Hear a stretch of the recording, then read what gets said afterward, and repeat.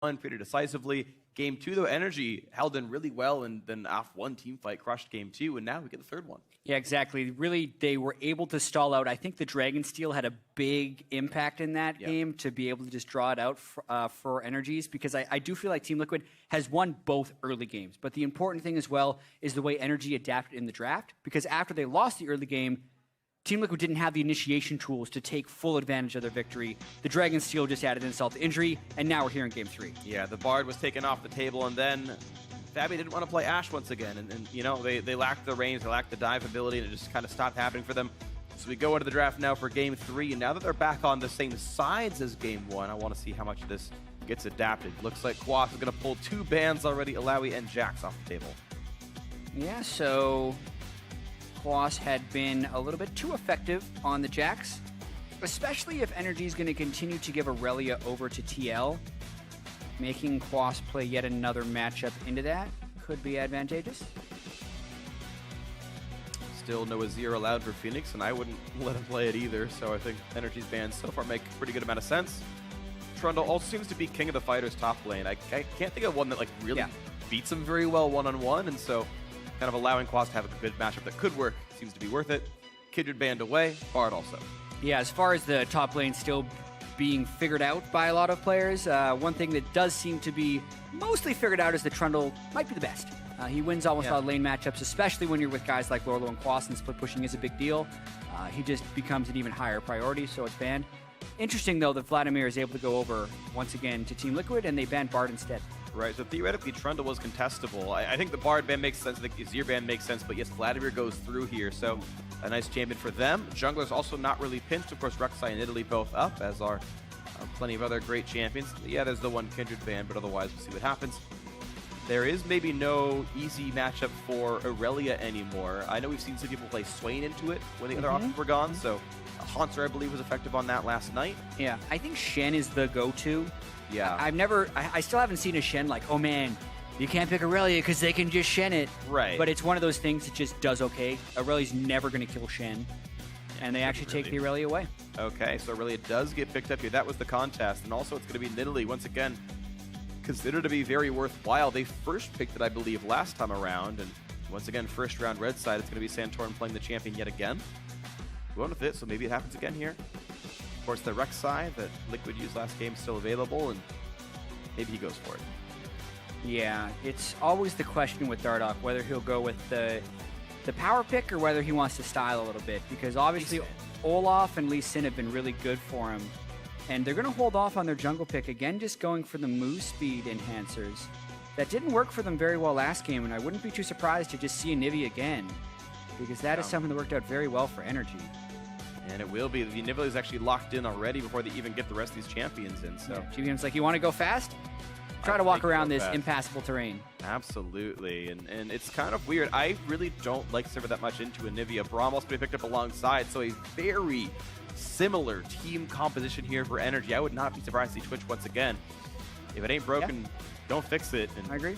All they did was sub out the Jax that was banned for an Aurelia that Lola wanted to play. And on the same side for Team Liquid, they might be okay going with a similar team comp as well, because they were winning the early game. And they changed things around a little bit, so you're right. There's the Shen coming through once again. Shen into the Aurelia, and an Olaf back in the mix for Dardoch. So at least now he has some nice hastes to make the Olaf even stickier, even if Ghost happens to be down. Yep. And a new tank in the top lane. This is a better combo with the Sivir Karma than the Rek'Sai. And even though a lot of people do put the Rek'Sai on a higher tier than Olaf, we've seen Olaf banned as well, and I do think there's still a lot of exploration. When you're adding as Olaf to get sped up by a Sivir and a Karma, I actually think it would be a better pick. The question would be, is it a better pick into a Nivea who can still block you? And that's yet to be seen.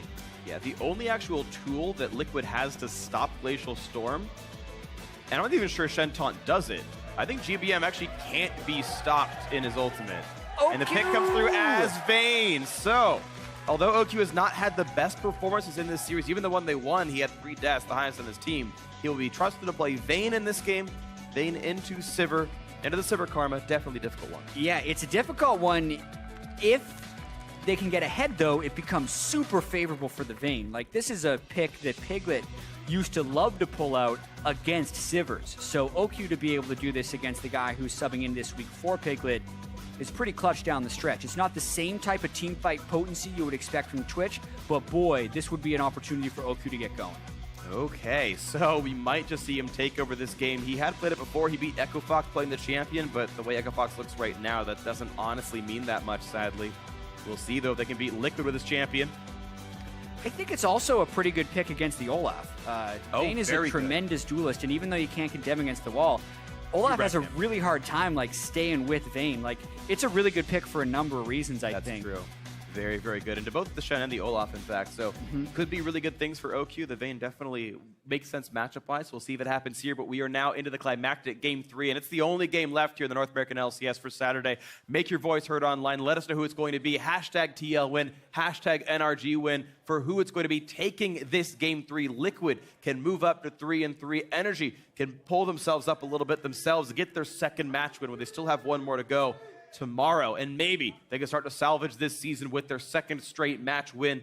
Liquid could make it 3 in a row for themselves, and we are getting ourselves now into the Rift. And I gotta say, this would be a really tough series for Team Liquid to lose based on how they dominated both early games in games 1 and 2, but then kind of fell apart down the stretch with some Dragonsteel. So it's kind of like, it's a freebie for NRG. This is, they shouldn't actually have like been able to come back in that game aside from like the Dragonsteel and some mistakes that Team Liquid made, but now they're in an opportunity where they can like clearly beat Team Liquid and get the best of 3 win, and that's all that matters, is just the win at the end of it. So I love their team composition coming into this game. Team Liquid's composition isn't bad either, but I think there's a lot of opportunity for some outplays for NRG. We'll see if NRG can get the outplays here. Vayne definitely one of the queens of that. Quasa and Aurelia also known for the trickiness, and we'll see just what can happen. NRG looking to try to dodge some of the lane matchups. If Twitch Braum was bad, Vayne Braum is honestly even worse. I think they really don't want to fight the 2-on-2. You would see OQ get completely destroyed in the matchup last game. And you saw them kind of hide in their side of the map. They saw that there were no deep wards for Liquid, but looks like Liquid actually sniffing out the options, and they will match up in the 2-on-2. That could end up being really bad for NRG. Yeah. Because while I do like a lot of the things that NRG's composition can do with, you can see the Anivia up against the Sivir and the Karma, and again, the Warlord's Bloodlust Vayne, which I would like more than the Warlord's Bloodlust Twitch, only because in duelist situations, she'll be able to lifesteal. I'll let you get in on that in a little bit. But if they end up going in standard lanes with these guys, there's a chance they have 2 out of 3 losing lanes, and Dardoch could snowball, and that would be a quick way to fall out of this series. So they got to be very careful in the early game. Yep, going for the survive the lane Keystone Mastery. OQ is going to get himself into the lane. Looks like they did take the Krugs, and he got all the XP for the melee, so he's going to be okay with himself. Fabi did not get that same resource. He did not take Gromp down, so though NRG are temporarily down in health because of the Krugs, they're up in gold and up in experience. Yeah, but then he takes 3 ricochet bullets because he's standing too close to the minion wave, making a hard lane potentially more difficult. That'll be a really interesting lane to watch. Ooh, good taunt lands from Lorelo doing some damage, and Quas is currently a little bit down to the matchup. A lot of poke goes down in a Kiwi Kid, both landing at least half their Qs. Puts up the shield, takes a couple auto attacks, and Kiwi Kid will have to sustain back up.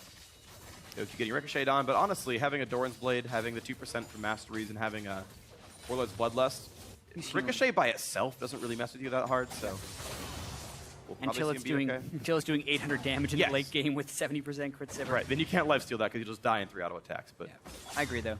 Ooh, good stun. He denied the cannon minion. Oh, that matters. That's like 47 gold or something. A big wave, too, with no dive being threatened. Fabi takes turret shot, so does Matt. I love the evolution of the series, too, because in both Game 1 and Game 2, Santorin has gone for an early gank in the duo lane. This game, he tried to switch it up, but it has already been warded by Phoenix. So good job by Phoenix to get the Trinket Ward down, even though he may have been lulled into a sense of security with Santorin going top lane so frequently. He's pinging on to Karma, though. Santorin kind of wants to go, but he's got to be fearful of a counter gank. Santorin, he's going to be okay and going back into his own jungle. There's the ward coming down. to spot his movements, and Santorin was spotted by that trinket once again. And in fact, he should have seen the debris as it died, so he should know he was spotted. But now, of course, he's in fog.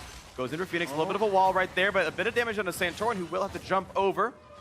Doesn't lose too much of his health bar. Nice stun, nice poke on Dardoch down to half.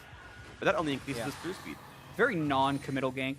Dardoch is drawn to the mid lane as well, hoping that Santorin would commit, so it hurts his clear speed a little bit, but you can argue it also slows down Dardoch.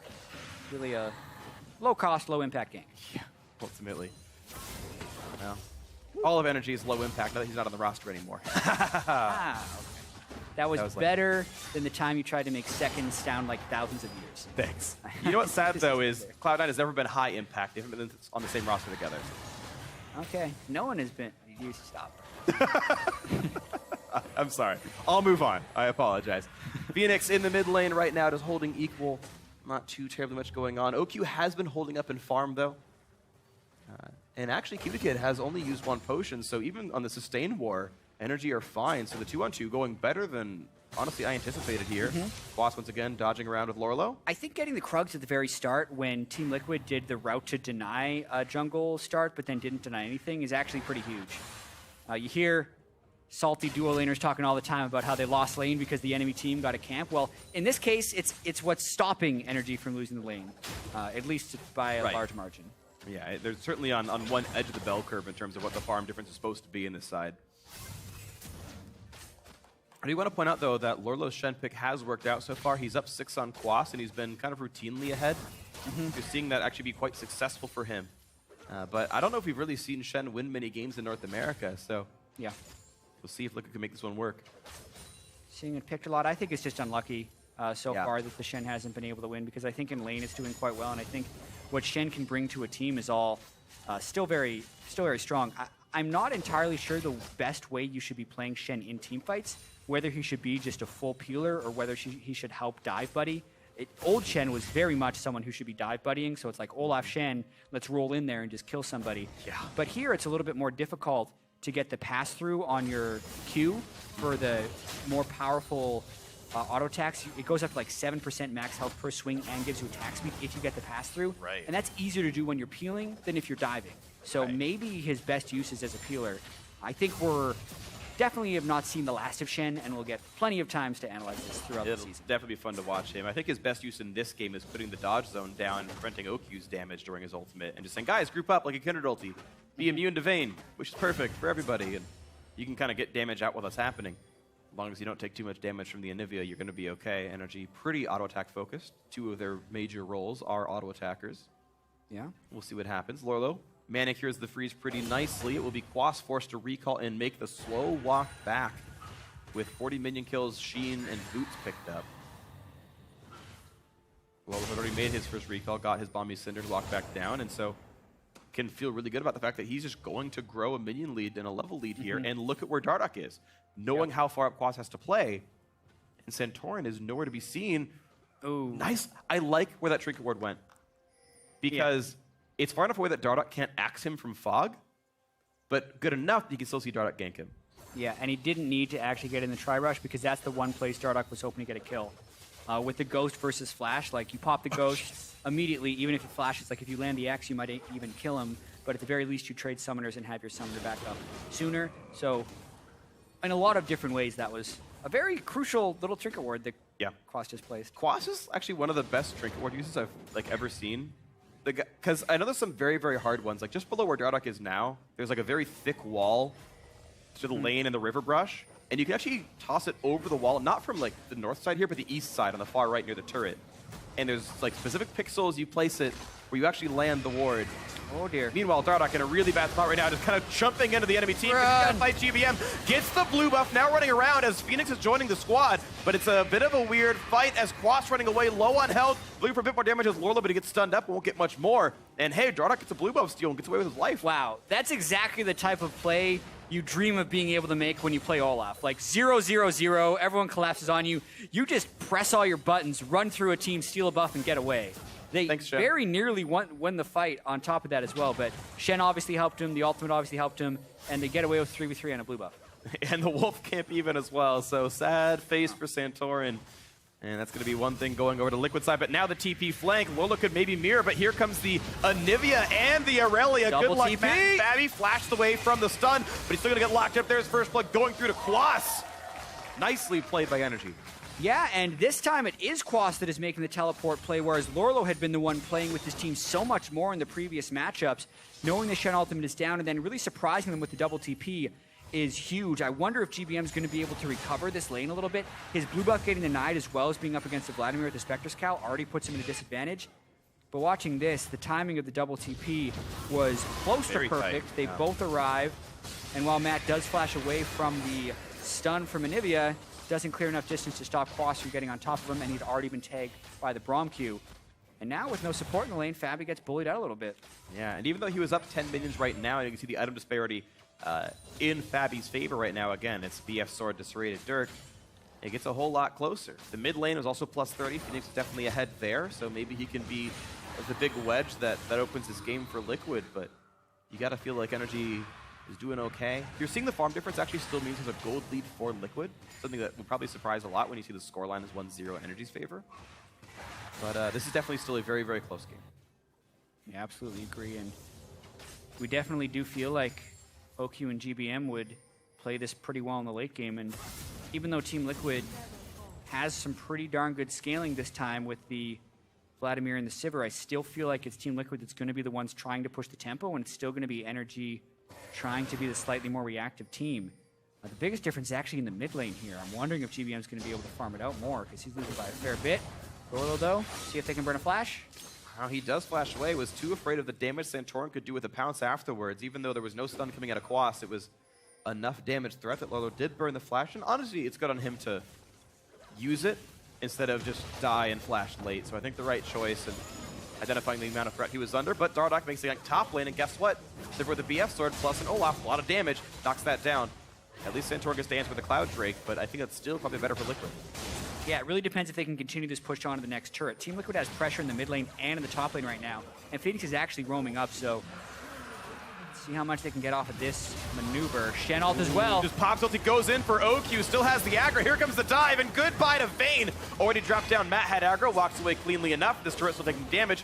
Kiwi Kid and GBM maybe showing back up, but no, GBM is leaving. This turret's gonna get low, reinforcements coming, but not in time. Liquid, 2 turrets in a row, and the dive works out. Such a positive play for Team Liquid, and even though you can kind of give credit to NRG for not dying to the initial dive, because that had happened in previous games, they still die to an extra dive, and they lose even 2 turrets because they conceded the first one.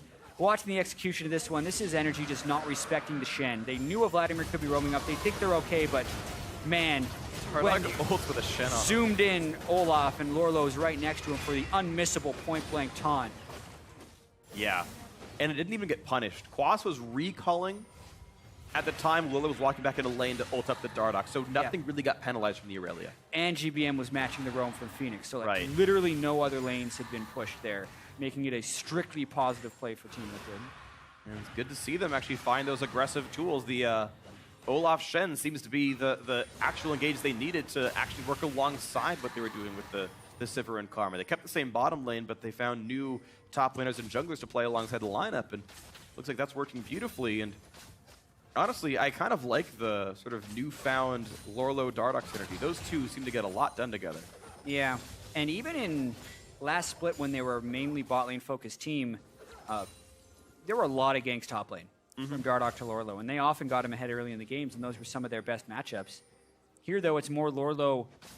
I want to say like Lorlo ganking for Dardoch, as dumb as that sounds, because pretty much Dardoch is putting himself in silly places, and then Lorlo also comes. Yeah. Because he's there with the backs him ultimate. It's true. It's been a little bit of that, honestly. And, you know, I know those two are very, very close friends, and I know Lorlo tended to get a lot of flack for his gameplay, but looked a bit better here in this split, especially when they give him a playmaker like this. And so far, it's okay. Once again, another dive coming through. Dardoch wants in, and Kiwi Kid's in a bad spot. Will flash away from the roof, but OQ gets slowed down. Santorin on the wings, looking for a bit more to do. Dardoch is going to end up soon. He was exhausted. Now a wall just splits him up, and Dardoch is stuck. Stunned up against the wall. Matt dangerously low, but they still pick off OQ. No one else dying yet from Liquid. Oh, but Quas gets one to the backside, and he might get a whole lot more. Goodness. He's looking for a lot, and Quas will make the third kill maybe just happen. Meanwhile, the bot side, Kiwi Kid running around trying to stay alive, and wow! Dardoch won't quite die, but there comes Phoenix finally gets over the transfusion. 2 deaths for Liquid, 4 deaths actually for NRG. A big victory for the blue side. Quas lands his stun, but he can't kill off Phoenix. A shutdown goes through to Fabi, and that is an ace for 2. And the kills have all gone to the carries for Team Liquid. Phoenix getting 3 kills at this point, and Fabi having 2 is absolutely massive. And it looked like NRG was going to be able to turn that around when they double TP the dive. But the fact that they invest the double TP to stop that and still lose the fight, and now Shen Ultimate is back off cooldown, means this is set for a Team Liquid snowball. 6,000 gold up already, and they've got more global tools to use. Good luck to NRG. Let's watch that fight again. Absolutely. So OQ is pretty low at the start of it, and they're using the speed to try and get in here. And Dardoch decides to turn around because he knows there's a double TP, and the exhaust actually doesn't burn much time. This is where the fight gets really crazy because GBM doesn't get a very good ultimate off, and I actually really loved the block zone that was put down by Lorlo right there, and it looked like Quas was going to be able to clean off this fight, but he spends so much time chasing Dardoch when GBM and Kiwi Kid needed him down here. Like, imagine if Quas was hitting Fabi here, then maybe the egg gets to come back up, but because he couldn't finish the kill onto Dardoch, he basically abandons his teammates for the fight, and then is at the mercy of Fabi and Phoenix after they had finished off the rest of his team. And now the Proto Build is finished, and the Spirit Visage, before GBM even finishes his Roa. Oh man, this is definitely rough stuff. Phoenix was already up in farm and lane, but now he's up 50, as well as that 3 kills and 2 assists. So everyone kind of down the line doing wonderfully here on the Liquid lineup. And NRG, though they had that nice comeback in game 2, they sort of held on and withstood the punches. This seems much less likely here. This turret's taking plenty of damage. Fabi, though, pulls aggro, has to walk away, but bot lane tier 2, pretty close to dead. Phoenix roams over to help make this one happen, and well, Liquid with Fabi maybe wins 2 matches in week 3. Yeah, it's got to be a great week for Team Liquid, and what had been a problem for some of the past Team Liquid teams is they'd just be very inconsistent. They'd actually kind of beat the good teams, and then they'd lose to the teams they were supposed to beat. Maybe they're getting a little bit more consistent here because they had some, what they said to be easier matchups coming in this week, and they may be able to bounce back to a 500 record, which would mean just as many wins as losses in 3-3. And like, this is the biggest early game lead they've had, and they also have Phoenix and Fabi on the right champions for it. Right, yeah, they can keep snowballing, keep making the dives happen, and really knock these people around. To talk about sort of Liquid's run through the season so far, their losses, Envy, TSM, CLG, like those are all, in a way, respectable losses. Yeah, okay, CLG's form hasn't been that great, but Envy and TSM are almost number 1 and 2. Envy, okay, maybe around 4, something like that, because they had lost to Immortals, but still obviously a solid lineup. And TSM clearly number 1. Their wins are against Echo Fox, Phoenix 1, and now maybe a 1-3, almost 1-4 NRG. It's not the most heartening, but at least they're looking pretty solid in their plays. Yeah, and the biggest thing that has stepped up this week has really been Phoenix. I know he won Player of the Game in both matchups yesterday. Yeah, and against Phoenix 1. He has played very solid in this game as well, especially against GBM, who, you know, is the building block in which NRG has tried to construct their new team. But like, especially in this game, even after playing this matchup a few times, like Phoenix just seems to have gotten much better game over game. The first time he played the matchup, or the first time he played Vladimir, he was able to roam very well with it. This time in the Anivia versus Vladimir matchup, and a lot of times the Anivia gets picked into the Vladimir so it can kind of survive it. GBM's not surviving that well. Like, a 50 CS discrepancy is way more than you want to pick yourself into. And now they're also controlling the objectives. No steal to be had this time. Let's see if they can keep the pressure up. I think it's really likely, though, Liquid have not been passive at all in this game. The dives have actually, I guess, all worked out, to be completely honest here. So you just kind of expect more good things to come, and it's up to NRG to just kind of withstand this and make something happen. 6,000 gold down as the red team hoping to turn this game 3 around. But look at that. They get to top lane outer turret and are like, oh no, our inhibitor's under attack. Everyone back up. They're not willing to trade an outer turret for an inner turret, so they're backing away. But I don't know if they're going to make it in time. Phoenix is there with teleport if he wants to match. And Quas actually hasn't recalled. There he goes. Okay. Actually burns summon or teleport. Again, the only hard CC Liquid has is specifically Lorlo's taunt. And I believe that doesn't stop Glacial Storm. So there's no way to other than him to stop teleports, no way to stop Glacial Storm. So, you know, eventually these things get rough, and now Dardoch actually stuck inside the wall, has nowhere to go, stunned up, takes some damage. Turning it around! And then, nice thing. So a little bit of breathing room here No Drakes to take, but at least they got some gold back, and it's now down to a 4,000 deficit. Beautiful wall. GBM maxing its second once again. Chains it with the stun.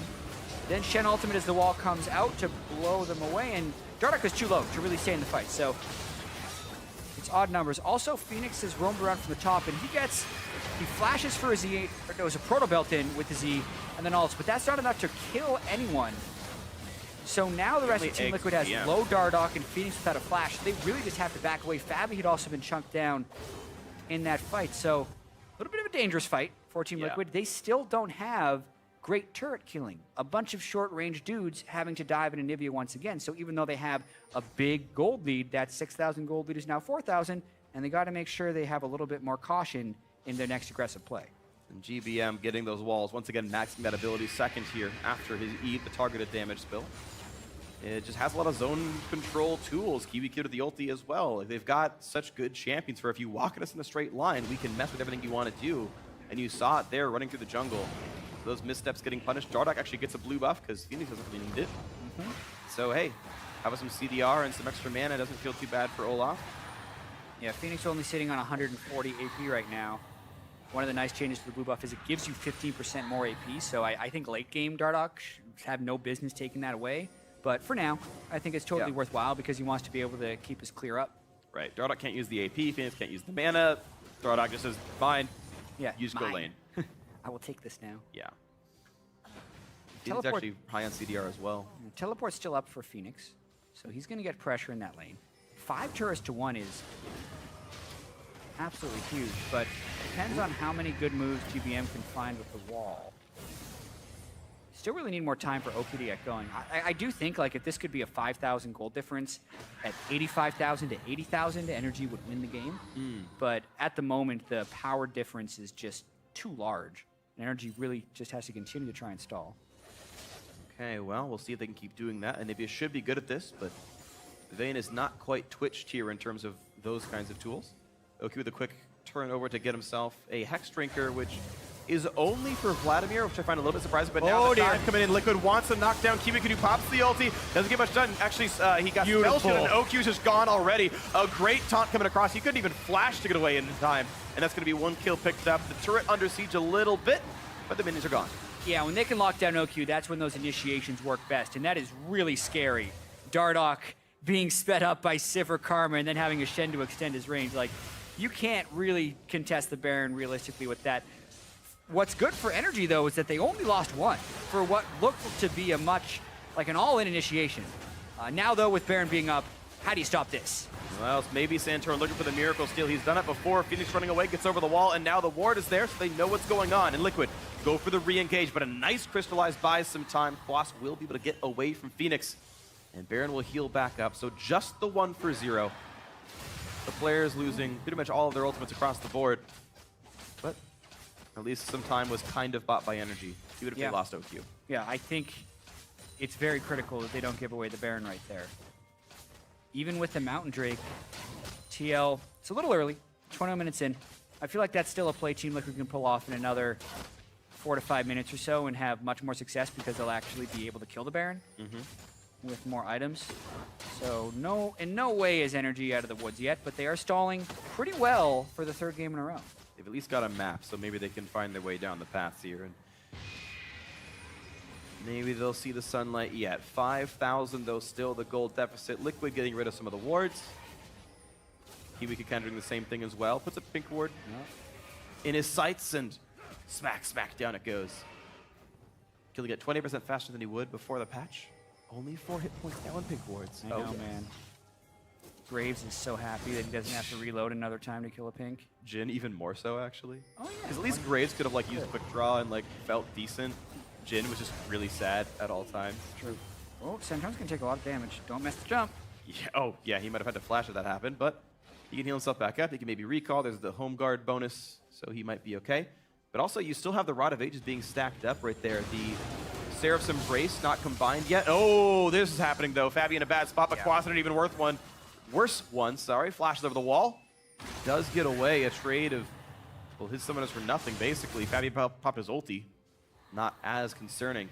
Decent escape, actually, for Quas. The flash is obviously going to hurt to have down, but they burned 2 ultimates, so in the short term, it's all right until the ultimates come back and Flash is still on cooldown. They got to get back to defend this, though. They've been so worried about the Baron pressure that they give up a bunch of damage to their turret.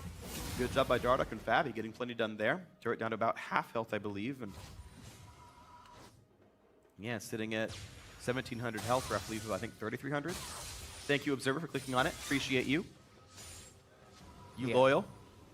And this is still a high percentage win for Team Liquid. Yes. Even though Energy is stalling out decently well and the gold is still about 5,000. Like, they have the kills in the right place. They have Vladimir, who's really good in team fights. And they still have pretty good ways of initiating as long as they're using Baron as a bait. As far as actually diving the base is where they need to break it open. Like, they need to find a way to get an inhibitor down. Then I think they can get in the game. But they can use Baron to do that. And I think that's where this game will ultimately be clinched, or where Energy is going to come back, is whether or not Team Liquid can successfully kill Energy while Energy is trying to stop Team Liquid from doing Baron. Definitely agree. So that Cloud Drake was picked up by Liquid. Their second is in. They've actually now matched the Cloud Drakes of Energy. Next one up will be Ocean here, and those graphics will be updated very shortly for all of you at home. Otherwise, I will happily narrate what's going on here. Quick wave clear from Phoenix, and that's going to be okay. And yeah, high percentage win for Liquid. They're continuing to play the Baron bait game and hoping that Phoenix probably did not need to pop that. And that is a 2-minute cooldown missing. Yeah. He was just posing, showing everyone that he has Zonias. Yeah. And Liquid do still have their Mountain Drake, by the way, so that buff is still there. Yep. Unfortunately, yeah, we have the marker slightly backwards, sadly, but yep. pretend they're the other way around. Energy says, yep. Yeah, and vice versa. Okay, so Baron bait's definitely still a threat, but OQ is still farming up. He's got Phantom Dancer, so as long as he can survive, now he's an even better duelist against Olaf. Definitely a great item to pick up. His only lifesteal is still coming from his Keystone Mastery, though, which means if he gets whittled down, it doesn't come back that quickly. Dardoch walled off once again. Pops guilty and runs north of Phoenix over the wall. They want this fight, actually, and it's going to be him zoning out OQ, who's actually surviving reasonably well, has a Hexbreaker. But look at Kiwi Kid. He's already going to be going down, and the Egg Pop, it's 2 kills, it's 3 kills, it's Liquid killing absolutely everybody. Now Quas left alone, taunted up. He's going to be the 4th casualty quite often. And now it's OQ only alive. Yeah, and a minion wave in a pretty good spot up on the top side, and 30-second death timers across the board. So that was just exactly the fight Team Liquid would have wanted. Even though Energy is actually the ones trying to get the pick, that's the fight Team Liquid would have wanted to get between the Baron pit and the Energy base in order to break open the base. So Liquid just go in there, hack, did a dive, and say, you're not under turrets, great, let's fight right now. 500 gold lead was all we needed to win this one, and looks like it's going to happen right there. OQ chunked out by a couple of Qs, and you're going to see his health bar going to O, as well as the second turret going down. Kiwi Kid respawning. The teammates are coming soon, so maybe there's a small chance. Dardoch is low, and it's going to be the fight to try to save the Nexus. It's a very low health Dardoch. They're going onto it, but there's maybe enough damage as Fabi keeps putting the auto attacks down. Spell shields up a bit of the damage, and 2 more autos will do it. That will be the game. That will be the series. Liquid improved to 3-3. Yeah, and this was a 2-1 victory, but all 3 early games were in the favor of Team Liquid, so I think they can come away with this with a fair bit of confidence, at least in their early game strategy. Dardoch had terrific jungle pathing in all of the games. Phoenix played very well, and Fabi did his part in these games too. So they had the one tough loss in the middle of the series, but ultimately that doesn't matter. They walk away with a win over Energy. Fabi going unkilled in the last game, the only person on his team to do so, actually, and we finally got to see what the Shen's supposed to do against Aurelia. Held up against the matchup. We never saw the split push mean anything. And when you've got a player like Dardoch who wants to go hard all the time, turns out that's a really good combo. Just like, let's go pile drive in with a Sivir ulted Olaf. Oh, we're in the back line killing everybody. Liquid's dives were absolutely great. And they were almost always right in their choices. When they said to go for a dive, it turned into a kill in a turret, or 4 kills in a turret. Yeah, their best game was their final game. And that's what you want to have when you're playing a best of series, is to get stronger throughout that series. Fabi's got to feel pretty good as well, having another day on stage. This time, he's in the bigger arena. Last night, he was in the theater. So, playing in front of many more people. For Energy, though, GBM really fell far behind in lane, and Phoenix was really difficult for his team to deal with. And OQ had 2 games where he was just never able to get farmed. The Vayne is always a very dangerous pick. He just fell so far behind and was never able to have an influence over the team fight. Wasn't able to dodge the 2-on-2. He was in mirrored lanes, I think, every single game, so no lane swaps came out for Energy, and some of that's just flipping a coin and trying to guess what your opponents are doing, and Liquid guessed better. I mean, Heads. Oh, look, I guess we get mirrored lanes now, and we get a minion to kill advantage. True. So, yeah, that definitely hurt OQ.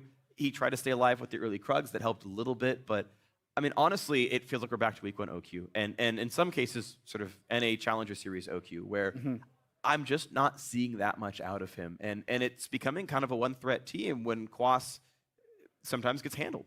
It's tricky, too, because they need to have synergy between the AD carry and the support, which seems lacking. Some of that can be in the communication, right? Like the one replay where, remember, Kiwiki got a triple kill, and we actually had the player audio in from one game of the outs, and he was just like, OQ fight, OQ fight, OQ fight. Like, that was the extent of the communication. They can't just say, I got this, I have exhaust ready, let me get the stun here, my spell's coming back up. Right. They're literally just fight or don't fight. So they're trying to lane together purely off of instinct, and that's much more difficult than being able to communicate in the same language. So they're going to have to continually work on that synergy, because Kiwi Kids made some mistakes in game 1 that punished OQ in lane as well. So it's cutting both ways for these guys. And, you know, NRG, it's still going to take a little bit more time if they want to be able to make the playoffs. Well, it's kind of a rough road ahead, though, for them. They're 1-4, and they've still got plenty of difficult matchups to go, but we'll see if they can turn it around. But for more on that game, let's check in with Riv, who's got Liquid support for an interview.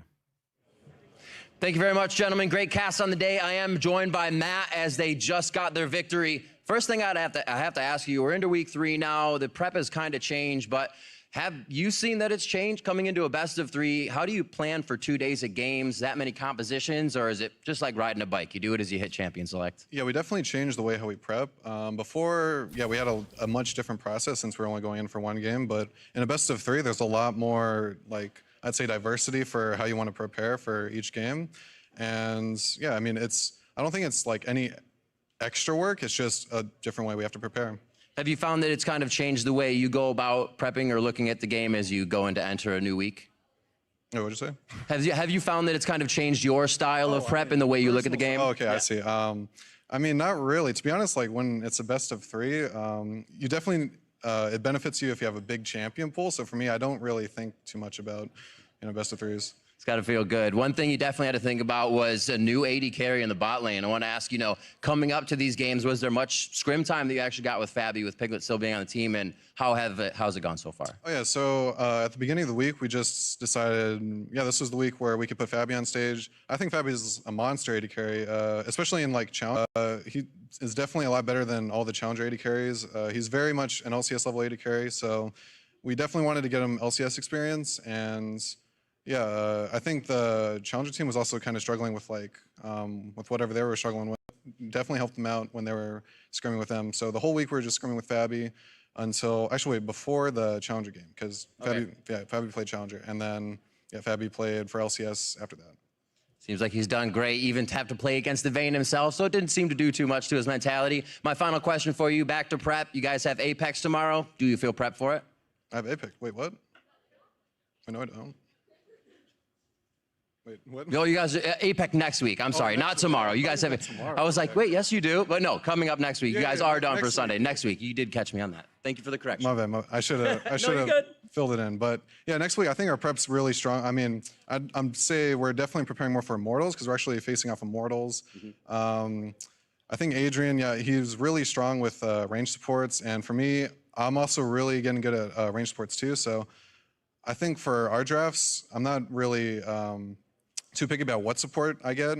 I think all the matchups are really good for me, so I'm pretty excited facing off against Immortals. And for Apex, I think we'll prepare a decent amount for them too. Fantastic. May the best team win. Thank you very much, Matt, for the interview, and congratulations on the win. Now we're going to throw it back to Dash to break down the rest of the day. Thank you very much, Riv, trying to get that bonus game in at the end of the weekend. Matt's like, I'm done, right? I don't want to break. But Team Liquid picking up their second match victory of the week. That concludes their week of LCS play. So moving to 3-3, this is a huge boon to this Team Liquid roster. They're going to feel very good evening up to that 500 record, bumping up the standings quite significantly here in week 3. Yeah, I think it was, definitely an easier week when you look at the strength of schedule. But at the same time, if you're dropping these games, that's when you're in full-on panic mode. They got the wins they needed. They were able to get Fabi some experience, which they said they were really looking to do. And, he played pretty well. So I think it was a pretty big win for them on the weekend. Yeah, let's look at how they did it diving into this game here, game 3 of the series. Champion select. We see that Vladimir go over to Team Liquid again. To me, that was the initial I was so surprised that NRG was willing to give that back to Phoenix after his performance on it in Game 1. They do it nonetheless, and of course, we do see Dardoch go back to the Olaf and be that terror. Yeah, I really don't like giving the Vlad over again. You can kind of chalk Game 1 up as like, oh, maybe it was kind of a fluke that he gets those 2 kills early on and we can control him otherwise. But Vlad is just such a powerful pick. And it's the kind of pick you want Phoenix on where like he's not interacting too much with the rest of the map. Usually he's just farming, which he does really well. You saw him with a huge CS lead. Right. And then when you get into these kind of like side lane skirmishes, 10 minutes plus into the game, the Vlad is just so hard to deal with at that point, and we really saw the impact of it. And I don't really like the Vayne. I know we were talking about it, like kiting out a Shen and a Olaf, but when you have a Vlad untargetable coming in with Sivir speed, like the Vayne is just going to get blown up. Right. Yeah. I mean, it's like an idealistic world where you say, well, Vayne is such a great late game tank, you know, and health destroyer, right? Right. Like I've got true damage procs on my Silver Bolts. This is the champion I want to play into high health targets like Vlad, Shen, and Olaf. But then you forget, in order to deal that damage, you need time to attack, and that's not going to happen when you have an Olaf running at your face, a Vlad who can turn intargetable in 2 different ways through the Zhonya's and the pool, right? With the damage that's coming out on top of that. So, in my opinion, as well as yours, kind of a poor choice there on the side of NRG. Want to move into the game itself because this game got bloody real fast. 13 minutes into the game, we see a 5-for-2 Team Liquid down in the bot lane near. This is, I think, the fight where Dardoch gets walled off. This is a weird fight by Dardoch, so not the one we're looking for, but one of the few missteps by Team Liquid in this game and possibly NRG's way back into it was Dardoch getting a little bit greedy there, trying to pick up just the Raptors. We have an extended engage here. Phoenix looking for that flash in order to get the ultimate. Again, underestimating his damage maybe, or the team's ability to follow up, but ultimately couple off of this. But here's the big thing about this was it was 19 minutes into the game, and so as soon as we saw this, we're like, oh, man, they got the jungler, they got, they might go to Bear. Oh, it's 19 minutes into the game. There's literally nothing for NRG to take. All they get is the 2 kills. That brought it from 6.5k gold advantage to like a 4k gold advantage for Team Liquid, so they were still sitting very pretty at that 19-minute mark. I don't know if we're going to be able to get that ace in the bot lane that I want to see. If not, if that doesn't get pulled up right at the end of the game, the 4-for-0 that Team Liquid pulls off in the top jungle. Yeah, near the red bush. So this is one of those times where, once again, we see Dardoch getting walled off, but a big difference is the rest of the team's able to follow up fast, so he's not chunked out by the time this fight starts. What I really like here is Phoenix chasing Okyu and then realizes he doesn't need to kill him. He just moves to the group of 3 that are low on the other side and acts as a flanker as opposed to trying to chase down Vayne for that last kill. I think this was a very smart decision from him, and you kind of see the strength of that speed comp. Dardoch gets caught out, you're like, oh no, and then I don't know where, just boom, whole team on top of you. Yeah, it was a very smart pathing by Phoenix, but it also, that replay did kind of serve to show that Vayne didn't have options against Vlad, right? He did put some good damage down, but then I get to E-pool, heal out of there, turn to my team, right? You're not going to kill the Vlad when he can become untargetable. No surprise, Phoenix is going to be our player of the game. 5-1-6 as that Vladimir. Absolutely destructive on that champion today. Wouldn't be surprised if next week when they do play Apex, that gets banned away from him and he doesn't have the opportunity to play that champion. Yeah, I think he's proven himself on it. You gave him 2 games. He kind of dominated those 2 games. Time to take him off of it. All right, well, regardless, Team Liquid 2-0, going to be happy with that one. NRG to 1-4, still some struggles for them, but they have some time to turn it around. The standings have been updated, so let's have a look at where the teams have fallen. Still in possession of first place, it's TSM, while Immortals and Envy are now tied for second. Middle of the pack teams with 3 wins include Cloud9, Apex, and Liquid, and CLG leads the bottom teams with 2 wins. Now, Saturday's done, but there's more yet to come with a day of full games tomorrow. LCS 1 will show the Battle Arenas matches, NRG versus TSM and Echo Fox versus Immortals. Over on NALCS 2, Apex faces off against Cloud9 in the Battle Theater, with CLG and Team Envy following up in that following series. These matches that we're looking at, which ones jump out at you? Envy CLG. I think we saw a really dominant CLG using the Jax today, and you're going to want to see A, how Envy adapts to that, and B, you know, now that this is the second strong team that they're probably going to play against, how strong they actually are, because they looked really good today. They did look good. They have some things to work on. I think the Prox and Gragas play was a little suspect at times, as well as Ninja getting caught out of position a couple times. So they really need to shore up their team fighting more than anything else, but the rest of their team looks pretty strong. Yeah, we do recall back to the first series of the day, Immortals versus Envy. Even though it was a 2-0 win for Immortals, Envy did look very good in it. My question is, how do they rebound from their first match loss. Not that they haven't lost games prior to this, but they Right. do finally suffer a defeat. They are going up against another formidable opponent in CLG. And in this case, again, they're technically the higher seeded team. They might be feeling some pressure to really step up and shut down CLG here. Yeah, I think this is kind of like the test that we've been talking about. They have these really difficult teams for the next 3 games now. Yeah. And it's really gonna put some hair on their chest, step up. But I think as long as they do their prep work, I think CLG, while they look strong, you have to question how deep that strength is because it might just be off the back of that Jax. So they're gonna, and Kindred also actually, Smithy looked really good on that. So I think if they do some bans, they force CLG out of their comfort zone, they could look for a win. Yep, 4 sweet series to watch tomorrow. Now, before we wrap up, let's take a look at some of the big plays you called out on Twitter. Our first submission comes from the series between Liquid and NRG from El Flaming Taco. That Anivia wall feels good, man. Let's roll the bird.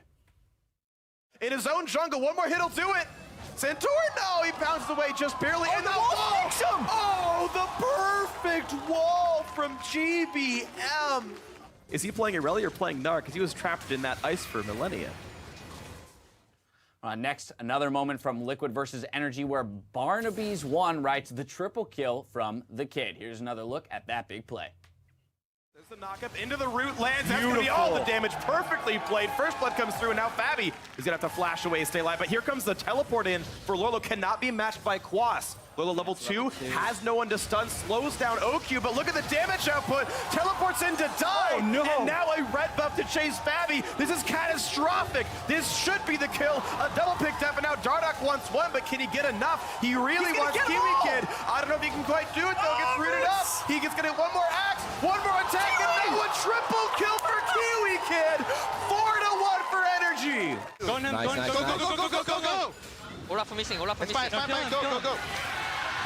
Fight. OQ, fight. Okay. Kill. Okay. Nice. No. Kill him. Nice. That was only the first half of the craziness that happened in that top lane during game 1 of that series between Team Liquid and Yeah, NRG. the Phoenix CP comes in for 2 more kills after that. It was pure madness. Right, absolutely pure madness, and how Team Liquid did unfortunately walk away with the win there after NRG picks up the triple kill on Kiwi. Yeah. But it was a fun game to watch regardless. And finally, from Immortals versus Envy comes a tweet from Hobuddy Gnome, which, Mark, is a play on words of Nobody Home, in case you were wondering. I didn't get that one. And he says, well played, Immortals. That was freaking insane. Let's check it out. Envy trying to stand tall inside Immortals base. That Nexus turret will fall. Immortals has to go for broke as Envy looks for the Nexus. Lod with his eyes focused. That's the frozen tomb on the Lod. He goes down immediately. The Sun Disc doing so much to help stop Envy from getting a win. And it looks like Immortals is going to be able to hold on as they hold their breath. Seraph comes back up from the GA. That's a double kill. And Pole Belter to finish one off himself. The Nexus stays alive. First, I'm gonna go first. Hey, Gragas is on me. Gragas, finish. Stop him finishing. I'm gonna elbow Rondo. Finish Gragas first. Can we finish? Yeah, we can finish. Go. We have 2 minutes. Go top. Yeah, go top. Oh. Now, that was heartbreaking only because can you imagine if we got to see a 3rd game of that series? Yeah, you and I are both like getting ready, like, all right, we're going to game 3, here we go. And then next thing it's like, oh, I guess we're going to wrap this one up for a 2-0, huh? No, but that was one of those moments. I mean, high action games out of both games in that series. Would have loved to have seen a game 3. Unfortunately, not in the cards for us today, but playing very well. Excited to continue to watch them throughout the split. We're all done here, though, for today. So for myself, Mark, the casters, and the entire live broadcast crew, thank you for spending your Saturday with us, and we'll see you right back here tomorrow. Massive team fights and crazy outplays. I think we're going to get it in our first matchup of the day coming up right now. It's Immortals taking on 2nd place, Team Envy. Waiting. Here we go. Base check. That is a bunch of HP going bye-bye on the side of Immortals. A Summoner Heal comes in and they're trying to get themselves out. A nice Soul Flare coming in from Ninja. Rain over, jump in, and Huni tries to get in there as well. And health bars are just melting right now for Envy's side. Huni claws in. He's looking for his main target. That's going to be Lod. Lod gets himself out quick. The Mikhails gets him to safety, and they're trying to clean up Immortals, which is happening right now. Immortals has to go for broke as Envy looks for the Nexus. Lod with his eyes focused. That's the frozen tomb on the Lod. He goes down immediately. The Sun Disc doing so much to help. Hey, Gragas is on me. Gragas, finish. Stop him finishing. I'm gonna elbow Rondo. Finish, guys. Can we finish? Yeah, we can finish. No, go. We have two. Good job. Oh wait, they're trying to go for the finish. Ernie, we need you. And then we were just like, okay, we need to go in. Just go in, guys. And then everyone was just really excited because we won, and our Nexus was like 20% HP. The mini waves there. KFO doing a decent job, but Darshan stands his ground. Keys, that's a bad time. Darshan is going to get another one. He's going to be very happy. This is their first step on the road to recovery, I guess. Lucy gets split up and destroyed! I don't even know where that guy went. He does have it back up. He misses, but the huge stun on the far side is going to be able to pick up one. And Apex will win this game against Phoenix 1. Centaur, no, he bounced away just barely. And the wall takes him! Oh, the perfect wall from GBM. Anivia, no flash. Kill Anivia. Aurelia after. Just end. Enter top after. That will be the game. That will be the series. Liquid improved to 3-3.